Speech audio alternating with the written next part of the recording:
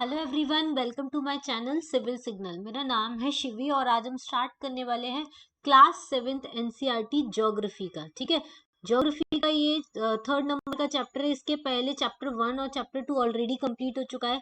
Class 6 की NCERT geography की already uploaded है। क्लास 9 की एनसीईआरटी जो है वो भी अपलोडेड है। उसके बाद ये जो है ये क्लास 7th की एनसीईआरटी जिसका थर्ड चैप्टर हम आज डिस्कस करने वाले हैं। ठीक है, तो स्टार्ट करते हैं क्लास 7th का चैप्टर नंबर 3। ये जो पूरा का पूरा चैप्टर है वो अर्थ के ऊपर है कि अर्थ में क्या क्या चेंजेस आते हैं, वॉल्केनिक इरप्शन क्या होता है, अर्थक्वेक कैसे आते हैं, क्या क्या चेंजेस होते हैं, इंटीरियर में क्या चेंजेस होते हैं, एक्सटीरियर में क्या चेंजेस होते हैं, ये सब कुछ हम इस चैप्टर में देखने वाले हैं। अब देखो, हमारा जो अर्थ का लिथोस्फीयर है, जो ऊपर वाला लैंड वाला पार्ट है, वो एक पूरा कंटिन्यूस पार्ट नहीं है, वो नंबर ऑफ प्लेट्स में डिवाइडेड है, जिसको हम क्या बोलते हैं, लिथोस्फेरिक प्लेट्स बोलते हैं। और ये जान के आपको बहुत ज्यादा सरप्राइज होगा कि ये जो लिथोस्फेरिक प्लेट्स हैं, ये स्टेशनरी प्लेट्स नहीं है, ये मूव कर रही है, बहुत स्लोली स्लोली मूव कर रही है। इस वजह से आपने देखा होगा कि वर्ल्ड मैप में इंडिया पहले अफ्रीका का पार्ट हुआ करता था, अब ये धीरे धीरे किधर की साइड मूव कर रहा है, एशिया के साइड मूव कर रहा है। ठीक है, ऐसे बहुत सारी चीजें आपको दिखेंगी कि वो ब्रेक होके एक दूसरे से अलग हुई हैं। जैसे अफ्रीका से मेडागास्कर वाला जो एरिया है वो भी अलग हुआ है टूट के। तो ये इस वजह से हुआ है क्योंकि प्लेट्स जो है वो बहुत स्लोली स्लोली मूव कर रही हैं। और कितना मूव करती हैं, ये just few millimetres each year move करती है। इसका एक और एग्जांपल है प्लेट्स के मूव होने का। हिमालय की हाइट जो है वो बढ़ती जा रही है, अभी उसकी हाइट हुई है 8848.86 मीटर। ये डिनोट करता है कि अभी भी प्लेट्स जो है वो मूव कर रही है। ठीक है, अब ये जो मूवमेंट होता है वो क्यों होता है, जो मोल्टन मैग्मा है अर्थ के अंदर में है, उसकी मूवमेंट की वजह से ये प्लेट्स मूव करती हैं। और ये जो मोल्टन मैग्मा है वो किस मैनर में मूव करता है, सर्कुलर मैनर में मूव करता है। ठीक है, मूवमेंट जो होता है इन प्लेट की वजह से, उसके वजह से सरफेस अर्थ का जो सरफेस चेंज होता है। और अर्थ मूवमेंट जो होता है उसको हम दो पार्ट्स में डिवाइड कर सकते हैं on the basis of the force. देखो, जब पहला फोर्स अर्थ के इंटीरियर में लगता है तो उसको हम क्या बोलते हैं, एंडोजेनिक फोर्स बोलते हैं। और ऐसा फोर्स जो सरफेस पे लगता है, सरफेस और work on the surface of the earth, उसको हम क्या बोलते हैं, एक्सोजेनिक फोर्सेस बोलते हैं। तो दो टाइप के फोर्सेस होते हैं, एक एंडोजेनिक फोर्सेस और एक होता है एक्सोजेनिक फोर्सेस। जो अर्थ के इनसाइड में या इंटीरियर पार्ट में लगता है उस फोर्स को हम एंडोजेनिक फोर्सेस बोलते हैं। जो अर्थ के सरफेस पे लगता है उसको हम एक्सोजेनिक फोर्सेस बोलते हैं। अब देखो, अर्थ का मूवमेंट कैसे होता है एंडोजेनिक और एक्सोजेनिक फोर्सेस से। तो जो एंडोजेनिक फोर्स मतलब इंटीरियर में लगेगा तो सडन फोर्स लगेगा। तो सडन फोर्स की वजह से क्या क्या आ सकता है, अर्थ आ सकता है, अर्थक्वेक आ सकता है, वॉल्केनो आ सकता है और लैंडस्लाइड्स हो सकता है। ठीक है, फिर इस एक और होता है एंडोजेनिक फोर्स जिसकी वजह से डायस्ट्रॉपिक फोर्सेस यानी बिल्डिंग माउंटेन्स का बिल्ड होना। अंदर अर्थ के अंदर फोर्स लगता है जिसकी वजह से माउंटेन बिल्ड होते हैं। एक प्लेट इधर मूव कर रही है, एक प्लेट इधर मूव कर रही है, ये प्लेट इस प्लेट से टकराएगी तो बीच वाला पड़ जाएगा जिसको हम क्या बोलते हैं, माउंटेन्स। तो माउंटेन्स भी एंडोजेनिक फोर्सेस की वजह से बनते हैं। नेक्स्ट है एक्सोजेनिक फोर्सेस। एक्सोजेनिक फोर्सेस मतलब अर्थ की सरफेस पे लगने वाले फोर्स, जैसे कि इरोजनल एंड डिपोजिशनल फोर्स। जैसे रिवर क्या करती है, इरोजन भी करती है, डिपोजिशन भी करती है। विंड क्या करती है, इरोड भी करती है, डिपॉजिट भी करती है। सी वेव भी क्या करती है, इरोड भी करती है, डिपॉजिट भी करती है। और ग्लेशियर्स भी क्या करते हैं, इरोड भी करते हैं, डिपॉजिट भी करते हैं। इन सारे हम इनको क्या बोलते हैं, एक्सोजेनिक फोर्सेस बोलते हैं। ठीक है, चलो नेक्स्ट है अब हमारा देखो, एंडोजेनिक फोर्सेस जो होते हैं वो सडन मूवमेंट प्रोड्यूस करते हैं, हमने देखा। At the other times produce the slow movement. Slow movement होने की वजह से एंडोजेनिक फोर्सेस जो है वो सडन मूवमेंट प्रोड्यूस करते हैं। सडन मूवमेंट जैसे हमने देखा अभी अर्थक्वेक हुआ, वॉल्केनो हुआ, जिसकी वजह से बहुत ज्यादा डिस्ट्रक्शन हमको सरफेस ऑफ द अर्थ पे देखने को मिलता है। अब देखो, लिथोस्फेरिक प्लेट्स मतलब अर्थ की क्रस्ट जो होती है उसमें बहुत सारी लार्ज और small rigid irregularly shaped plates हैं या स्लैब्स है, जिसके अंदर कॉन्टिनेंट्स और ओशन फ्लोर्स होते हैं, उन्हीं को हम क्या बोलते हैं, लिथोस्फेरिक प्लेट्स बोलते हैं। क्लियर। उसके बाद देखो, वॉल्केनो क्या होता है, वॉल्केनो एक वेंट के थ्रू बाहर आता है, एक वेंट या ओपनिंग होती है जिसके थ्रू अर्थ क्रस्ट पे मोल्टन मटेरियल जो होता है वो इरप्ट होके आता है सडनली। इसको हम क्या बोलते हैं, वॉल्केनिक इरप्शन बोलते हैं। ये कोई वेंट है अर्थ के इंटीरियर से जो क्या करता है, लावा को बाहर लेकर आता है अर्थ सरफेस पे, इसी को हम क्या बोलते हैं, वॉल्केनिक इरप्शन बोलते हैं। ठीक है, सिमिलरली जब लिथोस्फेरिक प्लेट्स मूव करती हैं, अर्थ की सरफेस वाइब्रेट करती है और इस वाइब्रेट की वजह से अर्थ पे क्या होता है, वाइब्रेशंस फील होते हैं और इसी वाइब्रेशंस को हम क्या बोलते हैं, अर्थक्वेक बोलते हैं। ऐसी प्लेसेस अर्थ क्रस्ट पे ऐसी प्लेसेस जहाँ पे ये अर्थक्वेक या मूवमेंट हमको फील होता है, उस पॉइंट को क्या बोलते हैं, फोकस पॉइंट बोलते हैं। The places on the surface the places on the surface above the focus, मतलब फोकस के ऊपर की जितनी भी सरफेस होती है उनको हम क्या बोलते हैं, ठीक है। जैसे ये वाला पोर्शन देखो, एक सेकेंड, ये क्या हुआ, यहाँ देखो ये फोकस से यहाँ अर्थक्वेक आना स्टार्ट होगा, और इसके ऊपर का जो सर्थ है, इसके ऊपर का जो, इसी को हम क्या बोलते हैं, एपी सेंटर बोलते हैं। और जितना एपी सेंटर से दूर जाता जाएगा अर्थ वाइब्रेशन कम होता जाएगा। और इसको हम किस पे मेजर करते हैं, सीस्मोग्राफ में मेजर करते हैं कि कितनी इंटेंसिटी का अर्थक्वेक आया था। सबसे ज्यादा डैमेज जो होता है वो एपी सेंटर के पास वाले एरिया में ही होता है, क्योंकि वहां पे लार्ज इंटेंसिटी का अर्थक्वेक आया होता है। और अर्थक्वेक की स्ट्रेंथ जो होती है वो डिक्रीज होती जाती है जैसे जैसे हम सेंटर से दूर होते जाते हैं, ठीक है। तो अर्थक्वेक कैसे आता है ये हमने देख लिया, उसका फोकस पॉइंट पर आता है, और उसके फोकस पॉइंट को सरफेस पे हम क्या बोलते हैं, एपी सेंटर बोलते हैं।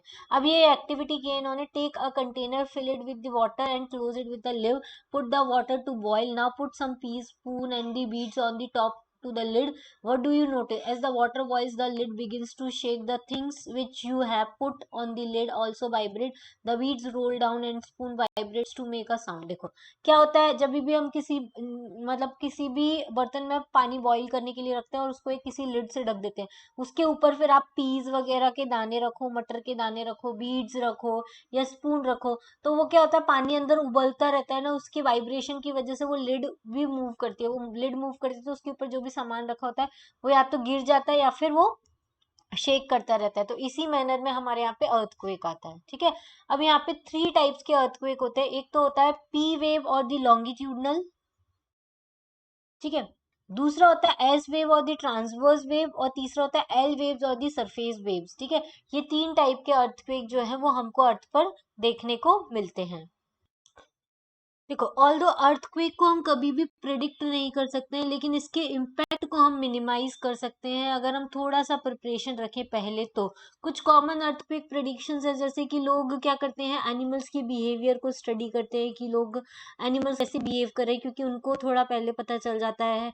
फिर पॉन्ड्स में जो फिशेज होती हैं वो एगिटेट हो जाती हैं, स्नेक्स जो होते हैं वो सरफेस पे बाहर आ जाते हैं, तो इन सब चीजों से प्रिडिक्शन लगा सकते हैं। अब देखो अर्थक्वेक आया था भुज में, ये हिट किया था 6.9 इसकी इंटेंसिटी थी, 26 जनवरी 2001 को ये अर्थक्वेक जो था वो हिट किया था गुजरात के भुज वाले एरिया में।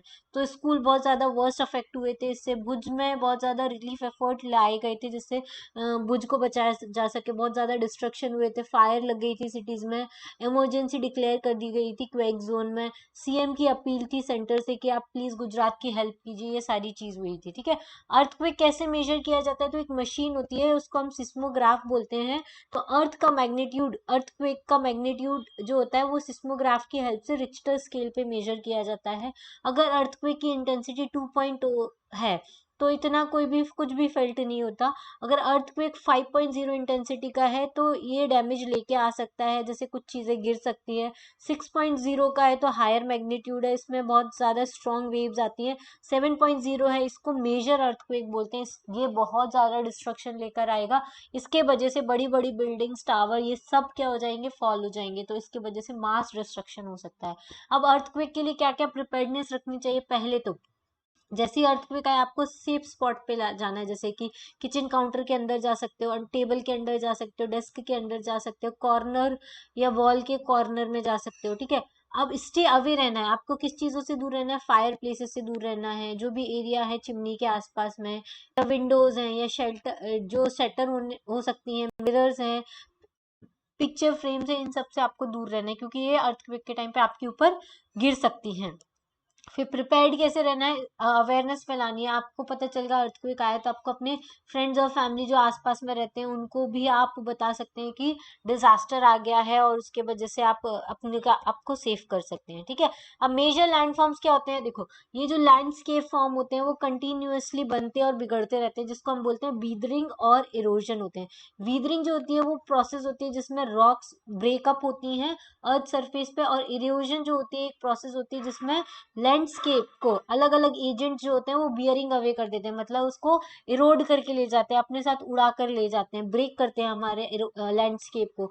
जैसे कि वाटर है इरोड करती है, विंड इरोड करती है, आइस इरोड करती है, ये सारे इरोजन एजेंट्स होते हैं, ठीक है। इरोडेड मटेरियल जो होता है वो दूर ले जाया जाता है ट्रांसपोर्ट करके, या वाटर उसको ले जाता है, या विंड ले जाती है, आइस ले जाती है, और फिर यही जो जिसको इरोड किया है उसको इवेंचुअली डिपॉजिट भी किया जाता है कहीं पर।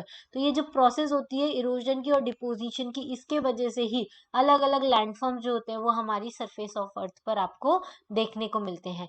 नेक्स्ट क्या है, रिवर का वर्क क्या है, रिवर कैसे इरोजन और डिपोजिशन करती है। रनिंग वाटर जो होता है वो इरोड करता रहता है लैंडस्केप को। रिवर क्या करती है, एक स्टीप एंगल से गिरती है, मतलब अगर कोई बहुत बड़ी हार्ड रॉक है, उसके उसके वजह से स्टीप वैली बना के वहां से गिरती है, तो ये क्या बनाती है, वाटर फॉल बनाती है। अगर रिवर प्लेन एरिया में एंटर करती है तो ऐसे ट्विस्ट एंड टर्न्स लेती है, ये जो ट्विस्ट एंड टर्न्स लिए इन्हीं को हम क्या बोलते हैं, मिएंडर्स बोलते हैं। हम बोलते हैं रिवर मिएंडरिंग कर रही है। अब कंटिन्यूस इरोजन और डिपोजन होने की वजह से मिएंडर के साइड्स पर मिएंडर लूप्स बनते हैं जो एक दूसरे के पास में आते हैं, ठीक है। मिएंडर लूप अगर एक कहीं पे ऐसा होता है, मिएंडर लूप की वजह से कोई एक एरिया वो मेन रिवर से कट ऑफ हो जाता है, तो वहां पे पानी भरकर रह जाता है इस तरीके से, तो इसको हम क्या बोलते हैं, ऑक्सबो लेक बोलते हैं। और रिवर तो यहाँ फ्लो हो रही है लेकिन ये एरिया कट ऑफ हो गया, अब यहाँ ये मेन रिवर कभी नहीं आएगी, इस वजह से यहाँ पे पानी भरकर हमेशा रह जाएगा, तो इसको हम ऑक्सबो लेक बोलते हैं। The river overflow its bank, this leads to the flooding. अगर ये रिवर ओवरफ्लो होने लगती है अपने बैंक में तो उसको हम क्या बोलते हैं, फ्लडिंग बोलते हैं नेबरिंग एरिया में। फ्लड जो होती है वो क्या करती है, डिपॉजिट करती है फाइन सॉइल लेयर की, फाइन सॉइल को डिपॉजिट करती है, सेडिमेंट्स को डिपॉजिट करती है। This leads to the formation of the flood fertile flood plain, ठीक है, इसके वजह से फर्टाइल फ्लड प्लेन बनता है। और इन्हीं को द रेज्ड बैंक्स, ये जो फर्टाइल फ्लड बैंक बना है डिपोजिशन की वजह से, उनको हम क्या बोलते हैं, लेवीज बोलते हैं। क्या बोलते हैं, लेवीज बोलते हैं। और जब ये रिवर सी की तरफ जाती है तो स्पीड जो होती है इसके पानी की कम होती चली जाती है, और रिवर जो होती है वो ब्रेकअप होने लगती है into a number of stream. जैसे ये मेन रिवर थी, तो ये जब सी में मिलने वाली होती है तो ऐसे नंबर ऑफ स्ट्रीम्स में टूट जाती है और फिर ओशन में मिलती है, और अपना जो भी ऊपर से बहा कर लेके आती है वो यहीं डिपॉजिट कर देती है। तो इसको हम क्या बोलते हैं, सेडिमेंट्स का डिपोजिशन हो जाता है, कलेक्शन हो जाता है माउथ पर, और इसी को हम क्या बोलते हैं, डेल्टा बोलते हैं। और रिवर जो होती है इस फेज में बहुत ही ज्यादा स्लो हो जाती है, और पूरा का पूरा जितना भी डिपॉजिट होता है अपने लोड्स का वो यहीं कर देती है, ठीक है। चलो नेक्स्ट है work of the sea waves. अब सी वेव्स क्या करती हैं, सी वेव्स भी कंटिन्यूअस प्रोसेस होती है जो इरोजन और डिपोजिशन का काम करती हैं, कोस्टल लैंडफॉर्म्स बनाती हैं। सी वेव्स कंटिन्यूअसली अगर किसी रॉक पे स्ट्राइक कर रही हैं तो क्या करेगी, over time they become larger and divider. ये अगर यहाँ पे मान लो ये कोई रॉक रखी हुई है, रॉक है सी वेव्स के पास में, तो वहां पे क्या होता है, कंटिन्यूशनल इरोजन और डिपोजन होता रहता है। अगर बीच में से कोई रॉक ब्रेक हो जाती है और वहां पे केव जैसा स्ट्रक्चर बन जाता है तो उसको हम सी केव बोलते हैं, और ये आर्क जैसा स्ट्रक्चर बनेगा। अगर यहाँ पे कंटिन्यूशनली इसी पॉइंट को हिट करे तो सी आर्क बन जाते हैं। अगर सिर्फ वॉल लाइक स्ट्रक्चर बचता है तो उसको स्टेक बोलते हैं, ठीक है, ऐसे। और अगर सिर्फ क्या बचता है, एक वर्टिकली सी वाटर के ऊपर, एक स्टीप रॉकी कोस्ट के ऊपर एक वर्टिकली स्लोप जैसा कुछ भी रखा रहता है तो उसको हम सी क्लिफ बोलते हैं, सी पहाड़ी जिसको हम बोलते हैं। सी वेव्स क्या करती है, अपने सेडिमेंट्स को डिपॉजिट करती रहती है शोर्स पे, जिसकी वजह से क्या बनता है, बीचेस फॉर्म होते हैं। आपने देखा होगा बीचेस पे जितना भी सैंड आता है वो डिपोजिशन की वजह से आता है, सी वेव्स के डिपोजिशन की वजह से आता है। अब नेक्स्ट है वर्क ऑफ आइस। देखो ग्लेशियर्स होते हैं वो रिवर ऑफ आइस होते हैं, ये भी क्या करते हैं, लैंडस्केप को इरोड करने का काम करते हैं, सॉइल को बुलडोजिंग करते हैं, स्टोन को एक्सपोज कर देते हैं, सॉलिड रॉक्स मतलब ये सब बनाते हैं। फिर ग्लेशियर जो होते हैं वो क्या करते हैं, carve out the deep hollows there. Glacier की वजह से जहाँ पे भी ग्लेशियर होता है ना, अगर ग्लेशियर गिरता है तो वहां पे एक डीप हॉलो स्ट्रक्चर बन जाता है, और फिर उस डीप हॉलो स्ट्रक्चर में ही जब आइस मेल्ट हो जाती है तो पूरा का पूरा वो हॉलो स्ट्रक्चर वाटर से भर जाता है, और वो क्या बन जाता है, ब्यूटीफुल लेक्स बन जाता है उन माउंटेन एरिया में। मटेरियल जो हम ग्लेशियर से लेकर आते हैं उनको हम क्या बोलते हैं, द मटेरियल। जो भी मटेरियल ग्लेशियर अपने साथ लेके आते हैं, चाहे वो बड़े रॉक्स हो, चाहे वो स्मॉल रॉक्स हो, चाहे वो सैंड हो, चाहे वो सिल्ट्स हो, वो डिपॉजिट करते रहते हैं, और ये जो डिपॉजिट होता है ग्लेशियर के थ्रू, उसको हम क्या बोलते हैं, ग्लेशियल मोरेन्स बोलते हैं। क्या बोलते हैं? ग्लेशियल मोरेन्स बोलते हैं। ठीक है, अब एक और तरह का डिपोजिशन होता है विंड का डिपोजिशन। अगर आप डेजर्ट वाले एरिया में गए हो तो आपने बहुत इजीली देखा होगा, यहाँ पे कुछ सैंड ड्यून्स की पिक्चर्स हैं। ये देखो, ये वाली जो पिक्चर्स है, ये सैंड ड्यून्स की पिक्चर। इसमें क्या हो रहा है, विंड जो होता है वो सबसे ज्यादा एक्टिव एजेंट होता है इरोजन और डिपोजिशन का इन द डेजर्ट। ठीक है, डेजर्ट में आप देख सकते हो कि बहुत सारे rocks in the shape of the, बहुत सारे रॉक्स आपको दिखेंगे मशरूम के शेप में, जिनको हम मशरूम रॉक्स बोलते हैं। ठीक है, मतलब क्या होता है, नीचे से वो पतले होते हैं, ऊपर से थोड़े मोटे होते हैं, ऐसे टाइप के रॉक्स होते हैं। ये सब नीचे का रॉक पतला इसलिए हो गया इरोजन की वजह से। इरोजन की वजह से नीचे वाला पार्ट जो हो गया वो इरोड हो गया, ऊपर वाला पार्ट ज्यादा हो, इसको मशरूम रॉक्स बोलते हैं। विंड क्या करती है, उनकी लोअर सेक्शंस को इरोड करती रहती है, अपर पार्ट को कम इरोड कर पाती है, इस वजह से वो मशरूम शेप के बन जाते हैं। रॉक्स का नैरोअर बेस होता है और वाइडर टॉप होता है। जब विंड्स ब्लो करती हैं, ये क्या करती है, लिफ्ट करती हैं, ट्रांसपोर्ट करती हैं जितना भी सैंड होता है उसको एक प्लेस से दूसरी प्लेस तक। जब ये ब्लो करना स्टॉप करती है तो पूरा का पूरा सैंड जो होता है वो एक साथ नीचे गिरता है और डिपॉजिट हो जाता है और एक छोटा सा हिल बना लेता है, जैसे छोटे छोटे हिल बना लेता है। ठीक है, इसको ही हम क्या बोलते हैं, सैंड ड्यून्स बोलते हैं। क्या बोलते हैं? सैंड ड्यून्स बोलते हैं। जब when the grains of the sands are very fine and the light wind can carry it very long distance. अगर जो सैंड होती है वो बहुत पतली होती है और हल्की होती है तो विंड इसको बहुत दूर तक ले जा सकती है और दूर जाके कहीं डिपॉजिट करती है, तो उसको हम क्या बोलते हैं, लॉइस बोलते हैं। लार्ज डिपॉजिट जो है लॉइस का, वो कहाँ पर आपको मिलता है, लॉइस चाइना में मिलता है, जिसको हम क्या बोलते हैं, लॉइस प्लेट्यू भी बोलते हैं। लॉइस plate in China is sorry wind deposition of the sand, sand का डिपोजिशन करते हैं ये लोग। ठीक है, चलिए नेक्स्ट है अब इसकी एक्सरसाइज। तो देखिए, एक्सरसाइज भी आप इसी वीडियो में देख लीजिए, नहीं तो मैं आपके लिए 5 मिनट का नेक्स्ट वीडियो बना दूंगी जिसमें आपको सिर्फ एक्सरसाइज डिस्कस करेंगे। ठीक है, चलिए आज के लिए इतना ही। Thank you, thanks for watching. जिसको एक्सरसाइज डिस्कस करनी है वो नेक्स्ट वीडियो देख सकता है।